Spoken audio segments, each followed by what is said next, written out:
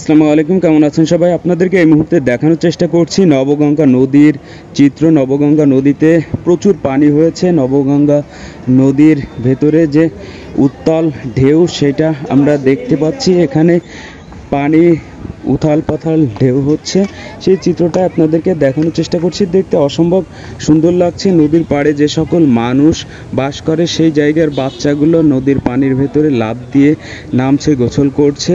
চিত্রটা দেখতে সত্যিই খুব সুন্দর লাগছে। আপনাদেরকে দেখানোর জন্যই ভিডিওটা ধারণ করলাম। ভিডিওটি যদি ভালো লেগে থাকে অবশ্যই লাইক করবেন, কমেন্টস করবেন, শেয়ার করে দিবেন এবং আমাদের সাথেই যুক্ত থাকবেন। আপনারা দেখতে পাচ্ছেন নবগঙ্গা নদীর আজকের চিত্র। নবগঙ্গা নদীর ঘন বৃষ্টির কারণে নবগঙ্গা নদীর যৌবন ফিরে এসেছে, সেই চিত্রটা আমরা দেখতে পাচ্ছি।